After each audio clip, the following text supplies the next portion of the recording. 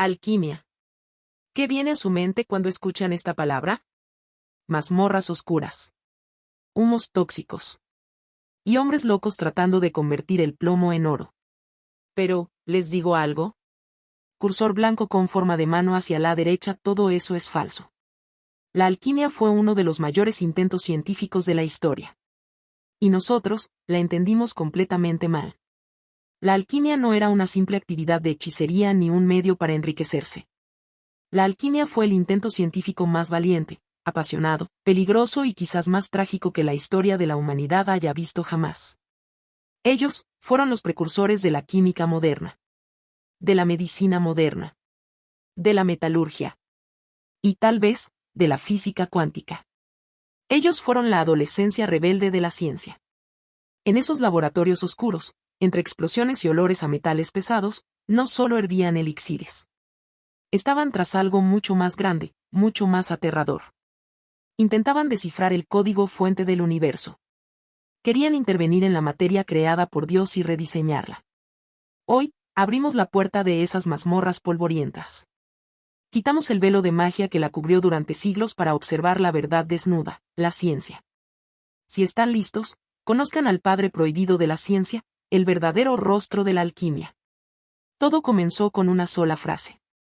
En la base de toda esta búsqueda milenaria, del sudor derramado y las fortunas gastadas, yacía un misterio antiguo. Las leyendas nos llevan a las arenas calientes de Egipto, hace miles de años. Allí se habla de una figura legendaria llamada Hermes Trismegisto, quien era a la vez rey, sacerdote y sabio. Y de su misterioso legado a la humanidad, la tabla esmeralda. Según la leyenda, sobre esta tabla hecha de esmeralda estaba grabado el secreto definitivo del funcionamiento del universo.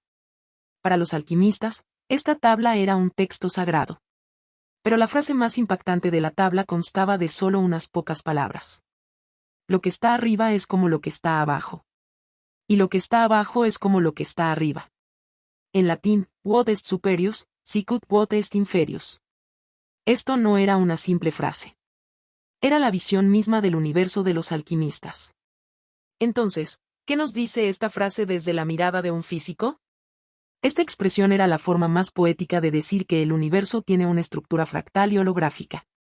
Piénsenlo así, tal como funciona ese enorme sistema formado por planetas gigantes, estrellas y galaxias, es decir, el macrocosmos, el microcosmos, la parte más pequeña de la materia, invisible al ojo humano.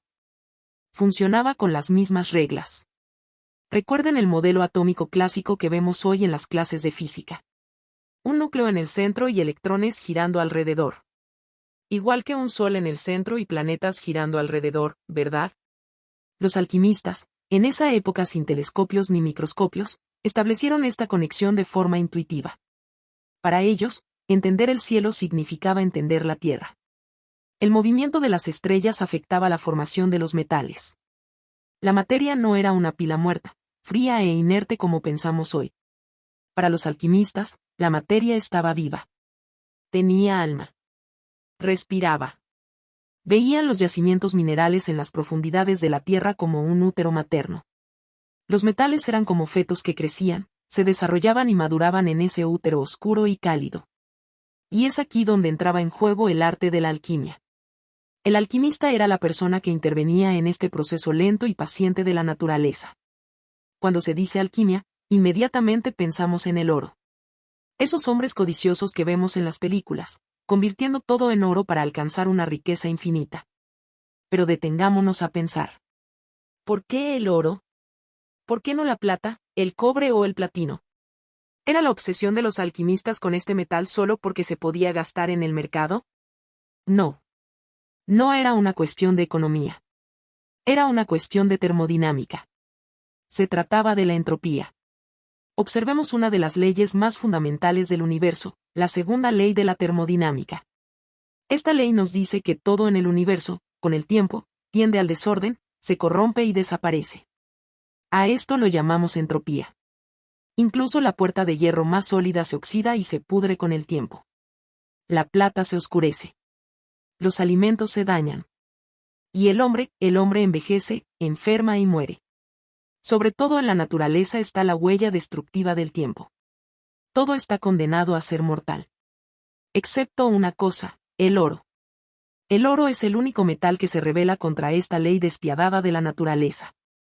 Aunque permanezca bajo tierra húmeda por miles de años, no se oxida.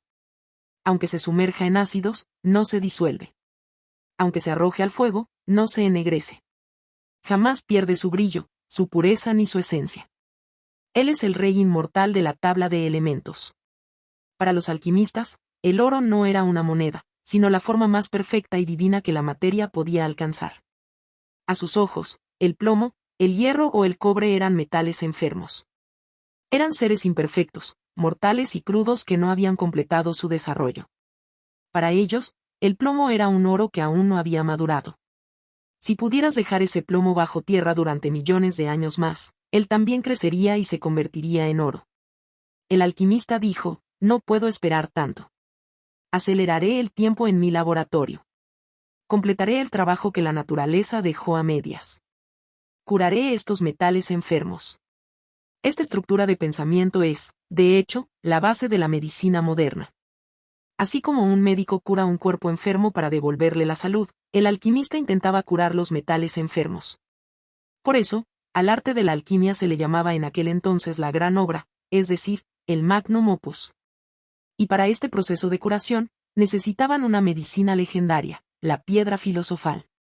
En latín, lapis philosophorum.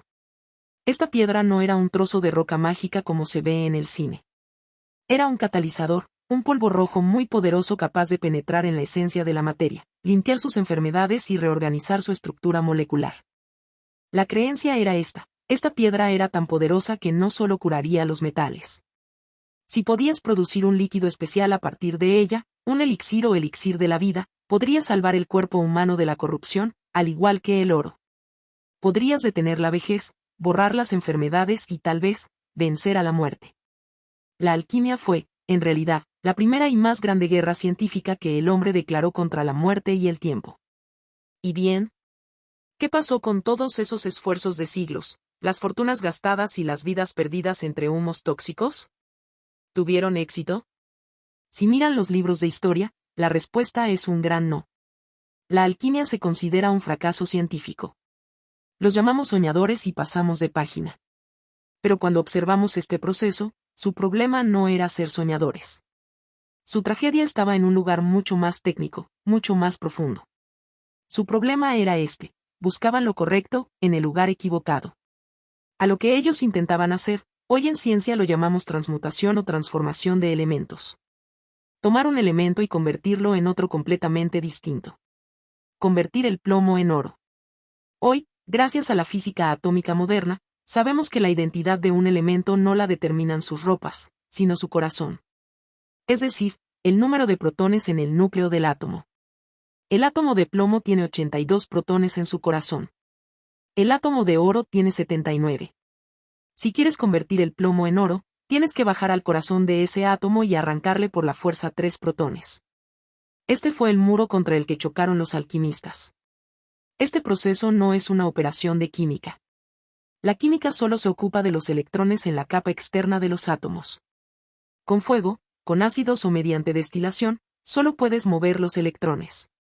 ¿Pero tocar el núcleo? ¿Cambiar el número de protones? Eso es física nuclear. Eso requiere una energía colosal. Requiere el tipo de violencia que ocurre en el corazón de las estrellas.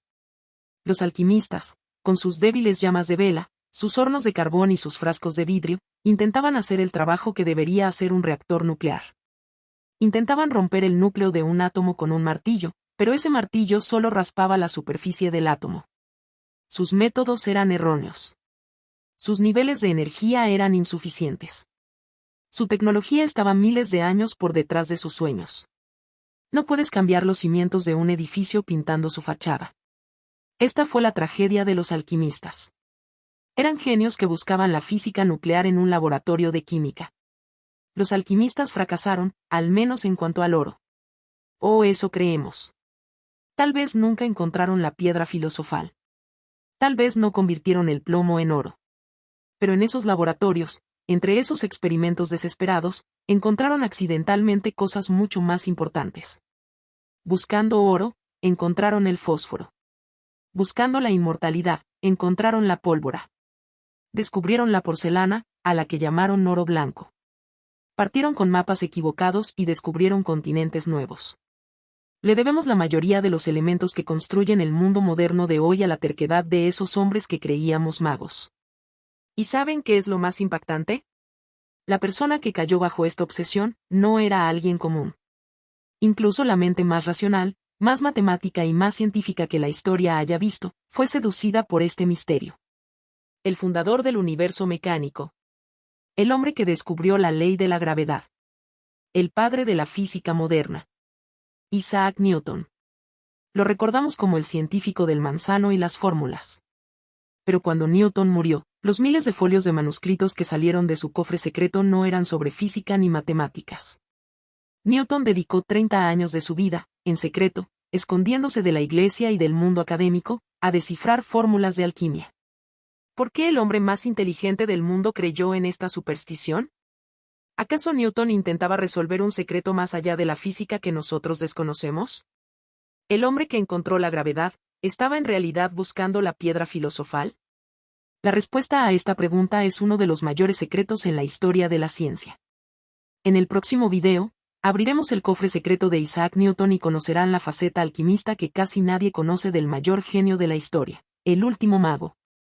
En el próximo video, abriremos ese cofre juntos. Nos vemos.